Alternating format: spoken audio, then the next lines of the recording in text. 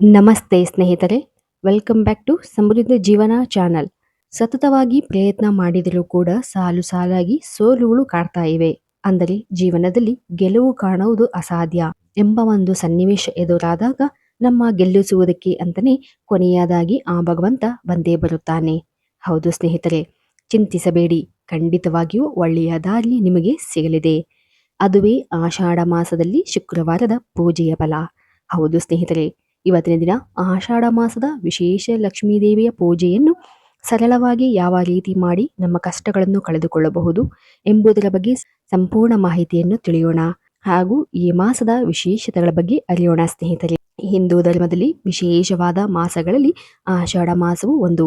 ಈ ಒಂದು ಆಷಾಢ ಮಾಸವನ್ನು ಧಾರ್ಮಿಕವಾಗಿ ಅತ್ಯಂತ ಮಹತ್ವವಾದಂಥ, ಅತ್ಯಂತ ಪವಿತ್ರವಾದಂಥ ಮಾಸವೆಂದು ಹೇಳಲಾಗುತ್ತದೆ.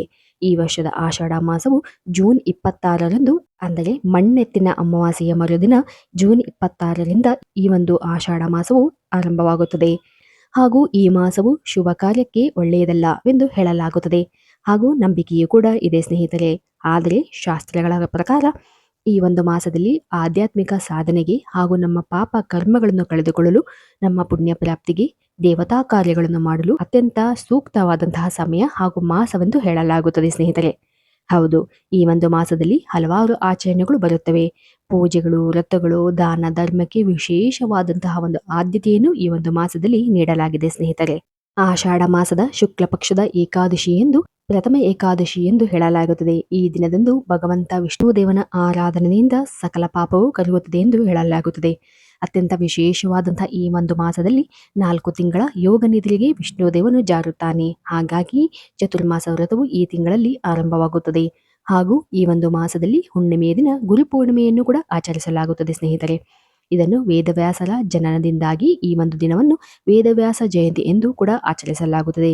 ಅಷ್ಟೇ ಅಲ್ಲದೆ ಈ ಒಂದು ದಿನ ಗುರುವಿನ ಕೃಪೆಗಾಗಿ ವಿಶೇಷ ಗುರು ಆರಾಧನೆಯನ್ನು ಕೂಡ ಮಾಡಲಾಗುತ್ತದೆ ಸ್ನೇಹಿತರೆ. ಇದರಿಂದ ವ್ಯಕ್ತಿಯ ಜೀವನದಲ್ಲಿ ಸಂತೋಷ, ನೆಮ್ಮದಿಯನ್ನು ಕಾಣಬಹುದಾಗಿದೆ. ಹೌದು, ಈ ಒಂದು ಆಷಾಢ ಮಾಸದಲ್ಲಿ ಹಲವಾರು ಆಚರಣೆಗಳು, ಧಾರ್ಮಿಕ ಕಾರ್ಯಗಳನ್ನು ಮಾಡಲಾಗುತ್ತದೆ. ಅತ್ಯಂತ ವಿಶೇಷತೆಯಿಂದ ಕೂಡಿರುವಂತಹ ಹಬ್ಬಗಳನ್ನು ಈ ಒಂದು ಮಾಸದಲ್ಲಿ ಆಚರಿಸಲಾಗುತ್ತದೆ ಸ್ನೇಹಿತರೆ. ಹೌದು, ಅಮಾವಾಸ್ಯೆ ಎಂದು ಪಿತೃದೇವತೆಗಳನ್ನು ಆರಾಧನೆ ಮಾಡಿದರೆ ಪಿತೃದೋಷಗಳಿಂದ, ಮಾತೃದೋಷಗಳಿಂದ ನಿವಾರಣೆಯಾಗುತ್ತದೆ ಎಂದು ಕೂಡ ಹೇಳಲಾಗುತ್ತದೆ ಸ್ನೇಹಿತರೆ. ಹಾಗೂ ಕುಟುಂಬದಲ್ಲಿ ಈ ಒಂದು ಅಮಾವಾಸ್ಯೆಯ ದಿನ ಪೂಜೆಯನ್ನು ಮಾಡುವುದರಿಂದ ನೆಮ್ಮದಿಯು ದೊರೆಯುತ್ತದೆ ಎಂದು ಸಹ ನಂಬಿಕೆ ಇದೆ. ಹಾಗೂ ಈ ಒಂದು ಮಾಸದಲ್ಲಿ ಶತ್ರುವಿನ ನಾಶಕ್ಕಾಗಿ ಮತ್ತು ಸೌಭಾಗ್ಯಕ್ಕಾಗಿ ಗುಪ್ತ ನವರಾತ್ರಿಯನ್ನು ಕೂಡ ಆಚರಿಸಲಾಗುತ್ತದೆ. ಈ ಒಂದು ಮಾಸದಲ್ಲಿ ವಿಶೇಷವಾಗಿ ಶಕ್ತಿ ದೇವತೆಗಳ ಆರಾಧನೆ ಮಾಡುವುದರಿಂದ, ದೀಪಾರಾಧನೆಗಳನ್ನು ಮಾಡುವುದರಿಂದ ಮನೆಯಲ್ಲಿ ಒಂದು, ಕುಟುಂಬದಲ್ಲಿ ಒಂದು ಶಾಂತಿ, ನೆಮ್ಮದಿ ಹಾಗೂ ಒಂದು ಅಭಿವೃದ್ಧಿಯನ್ನು ಕಾಣಬಹುದು ಎಂದು ಹೇಳಲಾಗುತ್ತದೆ. ಹೌದು, ಈ ಒಂದು ಮಾಸದಲ್ಲಿ ಪತಿಯ ಆಯುಷ್, ಆರೋಗ್ಯ ಅಭಿವೃದ್ಧಿಗಾಗಿ ಜ್ಯೋತಿರ್ಭೀಮೇಶ್ವರ ವ್ರತವನ್ನು ಕೂಡ ಮಹಿಳೆಯರು ಆಚರಿಸುತ್ತಾರೆ ಸ್ನೇಹಿತರೆ. ಹೌದು, ಹೀಗೆ ಹಲವಾರು ಆಚರಣೆಗಳನ್ನು ನಾವು ಈ ಒಂದು ಮಾಸದಲ್ಲಿ ಕಾಣಬಹುದು. ಇದರಿಂದಾಗಿ ತಿಳಿಯಬಹುದು ಈ ಒಂದು ಮಾಸವು ಎಷ್ಟು ವಿಶೇಷವಾದಂತಹ ಒಂದು ಸ್ಥಾನವನ್ನು ನಮ್ಮ ಹಿಂದೂ ಧರ್ಮದಲ್ಲಿ ಪಡೆದುಕೊಂಡಿದೆ ಎಂದು. ಹೌದು, ಹಾಗೂ ಆಷಾಢ ಮಾಸದಲ್ಲಿ ಪಂಚಮಿಯಂದು ಅಮೃತ್ ಲಕ್ಷ್ಮಿ ವ್ರತವನ್ನು ಕೂಡ ಆಚರಿಸಲಾಗುತ್ತದೆ. ಈ ಒಂದು ಆಚರಣೆಯಿಂದ ವ್ಯಕ್ತಿಯ ಜೀವನದಲ್ಲಿ ಅಷ್ಟ ಐಶ್ವರ್ಯವೂ ಲಭ್ಯವಾಗುತ್ತದೆ ಎಂದು ಹೇಳಲಾಗುತ್ತದೆ ಸ್ನೇಹಿತರೆ. ಹಾಗೂ ಈ ಒಂದು ಮಾಸದಲ್ಲಿ ವಿಶೇಷವಾಗಿ ಅಮರನಾಥನ ಹಿಮಲಿಂಗದ ದರ್ಶನ ಕೂಡ ದೊರೆಯುತ್ತದೆ ಸ್ನೇಹಿತರೆ. ಹಾಗೂ ಈ ಒಂದು ಮಾಸದಲ್ಲಿ ಪೂರಿ ಜಗನ್ನಾಥನ ಯಾತ್ರೆ ಕೂಡ ಇರುತ್ತದೆ. ಹಾಗೂ ಪಂಢರಾಪುರದಲ್ಲಿ ಪಾಂಡುರಂಗನ ವಿಶೇಷ ದರ್ಶನವನ್ನು ನೀಡುವುದರ ಮೂಲಕ ಭಕ್ತಾದಿಗಳಲ್ಲಿ ವಿಶೇಷವಾದಂತಹ ಒಂದು ಪುಣ್ಯ ಪ್ರಾಪ್ತಿ ಲಭಿಸುತ್ತದೆ ಎಂದು ಹೇಳಲಾಗುತ್ತದೆ. ಹೌದು ಸ್ನೇಹಿತರೆ, ಹಲವಾರು ಆಚರಣೆಗಳು, ಹಲವಾರು ಧಾರ್ಮಿಕ ಕಾರ್ಯಗಳನ್ನು ಈ ಒಂದು ಮಾಸದಲ್ಲಿ ಮಾಡುವುದರಿಂದ ಒಬ್ಬ ವ್ಯಕ್ತಿಯು ತನ್ನ ಜೀವನದಲ್ಲಿ ಇರತಕ್ಕಂತಹ ಹಲವಾರು ಕಷ್ಟಗಳಿಂದ ಹೊರಬರಬಹುದು. ಅಷ್ಟೇ ಅಲ್ಲದೆ ತನ್ನ ಜೀವನದಲ್ಲಿ ಮಾಡಿರುವಂತಹ ಪಾಪ ಕರ್ಮಗಳಿಂದ ಹೊರಬರಬೇಕು ಅಂದರೆ ಈ ಒಂದು ಮಾಸವನ್ನು ವಿಶೇಷವಾಗಿ ವಿಷ್ಣುವಿನ ಆರಾಧನೆಯನ್ನು ಮಾಡುವುದರ ಮೂಲಕ ನಾವು ಎಲ್ಲ ಪಾಪ ಕರ್ಮಗಳಿಂದ ಹೊರಬರಬಹುದು ಸ್ನೇಹಿತರೆ. ಹೌದು, ಅತ್ಯಂತ ವಿಶೇಷವಾಗಿರುವಂತಹ ಈ ಒಂದು ಮಾಸದಲ್ಲಿ ಮೈಸೂರು ಚಾಮುಂಡೇಶ್ವರಿಯ ಒಂದು ಜನ್ಮದಿನವು ಈ ಒಂದು ಮಾಸದಲ್ಲಿ ಬರುತ್ತದೆ ಎಂದು ಹೇಳಲಾಗುತ್ತದೆ. ಹಾಗಾಗಿ ಮೈಸೂರಿನಲ್ಲಿ ಈ ಒಂದು ಮಾಸಗಳಲ್ಲಿ ವಿಶೇಷವಾದಂತಹ ಪೂಜೆಗಳು, ಪುನಸ್ಕಾರಗಳು, ಅರ್ಚನೆಗಳು ನಡೆಯುತ್ತದೆ ಎಂದು ಹೇಳಲಾಗುತ್ತದೆ ಸ್ನೇಹಿತರೆ. ಹಾಗೂ ಈ ಒಂದು ಮಾಸದಲ್ಲಿ ವಿಶೇಷವಾಗಿ ಪ್ರತಿಯೊಬ್ಬ ವ್ಯಕ್ತಿಯು ಮಾಡಲೇಬೇಕಾದಂತಹದ್ದು ಮಹಾಲಕ್ಷ್ಮಿಯ ಒಂದು ಪೂಜೆ. ಹಾಗೂ ಶ್ರಾವಣದಲ್ಲಿ ಯಾವ ರೀತಿಯಾಗಿ ವರಮಹಾಲಕ್ಷ್ಮಿ ಪೂಜೆಯನ್ನು ಮಾಡುತ್ತೇವೆಯೋ ಹಾಗೆ ಈ ಒಂದು ಆಷಾಢದಲ್ಲಿ ಆಷಾಢ ಲಕ್ಷ್ಮಿ ಪೂಜೆಯನ್ನು ಮಾಡಲಾಗುತ್ತದೆ. ಹೌದು, ಇದರಿಂದಾಗಿ ಮನೆಯಲ್ಲಿ ಇರ್ತಕ್ಕಂತಹ ಯಾವುದೇ ರೀತಿಯ ಬಡತನವಾಗಲಿ, ದಾರಿದ್ರ್ಯತನವಾಗಲಿ ಹಾಗೂ ಯಾವುದೇ ವ್ಯಕ್ತಿಯು ಯಾವುದೇ ರೀತಿಯಾದಂತಹ ಸಂಕಷ್ಟಗಳಿಂದ ಬಳಲುತ್ತಾ ಇದ್ದರೆ ಆ ಸಂಕಷ್ಟದಿಂದ ಹೊರಬರಬೇಕು ಅಂದರೆ ಈ ಒಂದು ವಿಶೇಷವಾದಂತಹ ಆಷಾಢ ಲಕ್ಷ್ಮಿ ಪೂಜೆಯನ್ನು ಮಾಡುವುದು ಒಳಿತು ಎಂದು ಶಾಸ್ತ್ರಗಳಲ್ಲಿ ಹೇಳಲಾಗಿದೆ ಸ್ನೇಹಿತರೆ. ಹೌದು, ಮಹಾಲಕ್ಷ್ಮಿ ಪೂಜೆಗೆ ಸೂಕ್ತವಾದಂತಹ ಮಾಸವೇ ಈ ಒಂದು ಆಷಾಢ ಮಾಸವೆಂದು ಹೇಳಲಾಗುತ್ತದೆ. ಹೌದು, ಅದರಲ್ಲಿ ಮೊದಲನೆಯದಾಗಿ ಈ ಒಂದು ಆಷಾಢ ಮಹಾಲಕ್ಷ್ಮಿ ಪೂಜೆಯನ್ನು ಯಾವ ರೀತಿಯಾಗಿ ಸರಳವಾಗಿ ನಾವು ಮನೆಗಳಲ್ಲಿ ಮಾಡಬಹುದು ಎಂಬುದರ ಬಗ್ಗೆ ತಿಳಿಯೋಣ ಸ್ನೇಹಿತರೆ. ಈ ಒಂದು ಮಾಸದಲ್ಲಿ ಮಹಾಲಕ್ಷ್ಮಿಯನ್ನು ಪೂಜೆ ಮಾಡುವ ಮೊದಲು ನಾವು ಮನೆಯನ್ನು ಹಾಗೂ ಮನಸ್ಸನ್ನು ಸ್ವಚ್ಛಗೊಳಿಸಿಕೊಳ್ಳಬೇಕು. ಹೌದು, ಈ ಒಂದು ಸಮಯದಲ್ಲಿ ಒಂದು ತಿಂಗಳ ಕಾಲ ಬ್ರಾಹ್ಮಿ ಮುಹೂರ್ತದಲ್ಲಿ ಎದ್ದು ಪೂಜೆಯನ್ನು ಮಾಡುವುದರಿಂದ ವಿಶೇಷವಾದಂತಹ ಲಾಭಗಳನ್ನು ಕಾಣಬಹುದು ಎಂದು ಹೇಳಲಾಗುತ್ತದೆ. ಹಾಗೂ ಮಹಾಲಕ್ಷ್ಮಿಗೆ ಬ್ರಾಹ್ಮಿ ಮುಹೂರ್ತದ ಒಂದು ಸಮಯವು ಅತ್ಯಂತ ಪ್ರಿಯವಾದಂತಹ ಸಮಯವೆಂದು ಹೇಳಲಾಗುತ್ತದೆ. ಈ ಒಂದು ಸಮಯದಲ್ಲಿ ಮಹಾಲಕ್ಷ್ಮಿಯ ಸಂಚಾರ ಹೆಚ್ಚಾಗಿ ಇರುತ್ತದೆ ಎಂದು ಶಾಸ್ತ್ರಗಳಲ್ಲಿ ತಿಳಿಸಲಾಗಿದೆ. ಆದ್ದರಿಂದ ಈ ಒಂದು ಆಷಾಢ ಮಾಸದಲ್ಲಿ ಆಷಾಢ ಶುಕ್ರವಾರದ ದಿನಗಳಂದು ಯಾರು ಬ್ರಾಹ್ಮಿ ಮುಹೂರ್ತದಲ್ಲಿ ಎದ್ದು ಪೂಜೆಯನ್ನು ಮಾಡುತ್ತಾರೋ ಅಂತಹ ಮನೆಗಳಿಗೆ ಮಹಾಲಕ್ಷ್ಮಿಯ ಪ್ರವೇಶವಾಗುತ್ತದೆ ಎಂದು ಕೂಡ ಹೇಳಲಾಗುತ್ತದೆ ಸ್ನೇಹಿತರೆ. ಹಾಗೂ ಈ ಒಂದು ಪೂಜೆಯಲ್ಲಿ ಸಾಂಪ್ರದಾಯಿಕವಾಗಿ ಕಳಸವನ್ನು ಇಟ್ಟು ಕೆಲವೆಡೆ ಪೂಜೆಗಳನ್ನು ಮಾಡಲಾಗುತ್ತದೆ. ಹಾಗೂ ಈ ಒಂದು ಆಷಾಢ ಮಾಸದಲ್ಲಿ 4 ಶುಕ್ರವಾರಗಳ ಕಾಲ ಈ ಒಂದು ಆಷಾಢ ಲಕ್ಷ್ಮಿ ಪೂಜೆಯನ್ನು ಮಾಡಲಾಗುತ್ತದೆ. ಸಾಂಪ್ರದಾಯಿಕವಾಗಿ ಕಳಸವನ್ನು ಇಟ್ಟು ಕೆಲವೆಡೆ ಪೂಜೆಯನ್ನು ಮಾಡಲಾಗುತ್ತದೆ. ಆದರೆ ಕಳಸವನ್ನು ಇಟ್ಟು ಪೂಜಿಸಲು ಸಾಧ್ಯವಾಗದ ಸಂದರ್ಭಗಳಲ್ಲಿ ಅಂದರೆ ಲಕ್ಷ್ಮೀ ದೇವಿಯ ಫೋಟೋವೋ ಅಥವಾ ವಿಗ್ರಹದ ಮುಂದೆ ಕಾಮಾಕ್ಷಿ ದೀಪ ಅಥವಾ ಯಾವುದಾದರೂ ಮಣ್ಣಿನ ದೀಪವನ್ನು ಇಟ್ಟು ಪೂಜಿಸಲಾಗುತ್ತದೆ ಸ್ನೇಹಿತರೆ. ಆದರೆ 4 ವಾರವೂ ಕೂಡ ಒಂದೇ ರೀತಿಯಾಗಿ ಪೂಜೆ ಇರಬೇಕೆಂದು ಹೇಳಲಾಗುತ್ತದೆ. ಅಂದರೆ ದೀಪವನ್ನು ಇಟ್ಟು ಪೂಜೆಯನ್ನು ಮಾಡುವುದಾದರೆ 4 ವಾರಗಳ ಕಾಲ ದೀಪವನ್ನು ಮಾತ್ರ ಇಟ್ಟು ಪೂಜೆ ಮಾಡಬೇಕಾಗುತ್ತದೆ. ಅಥವಾ ನೀವು ಕಳಸವನ್ನು ಇಟ್ಟು ಪೂಜೆ ಮಾಡುತ್ತೀರಿ ಎನ್ನುವುದಾದರೆ 4 ವಾರವೂ ಕೂಡ ಕಳಸವನ್ನೇ ಇಟ್ಟು ಪೂಜೆ ಮಾಡಬೇಕಾಗುತ್ತದೆ.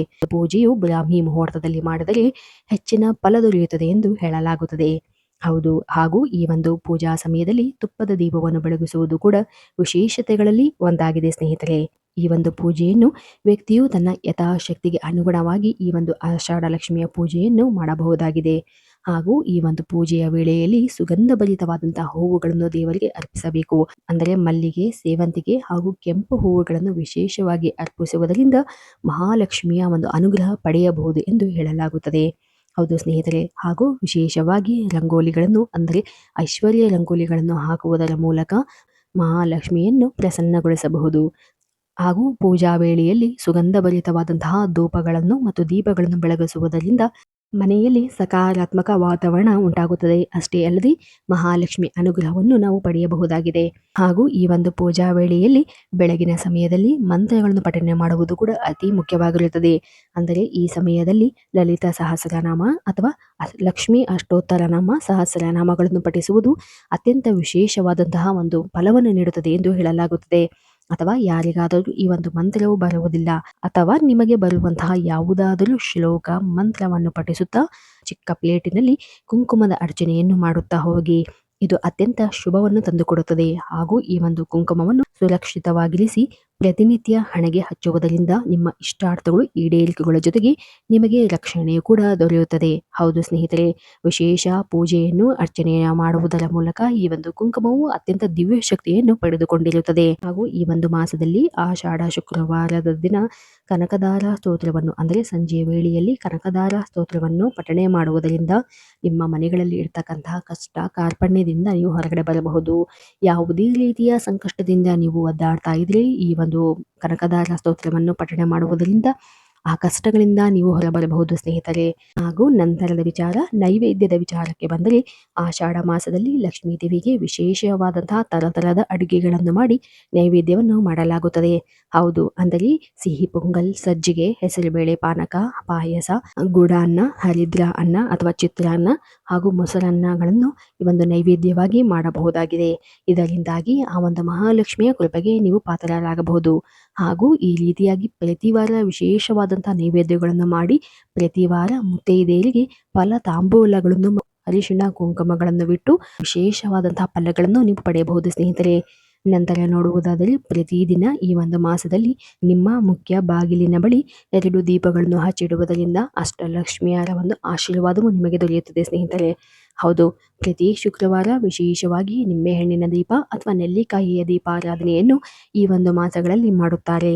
ಇದರಿಂದಾಗಿ ಖಂಡಿತ ನಿಮ್ಮ ಜೀವನದಲ್ಲಿ ಅಗಾಧವಾದಂತಹ ಬದಲಾವಣೆಗಳನ್ನು ನೀವು ಕಾಣಬಹುದು ಹಾಗೂ ವಿಶೇಷ ಫಲಗಳನ್ನು ಸಹ ಕಾಣಬಹುದಾಗಿದೆ ಸ್ನೇಹಿತರೆ.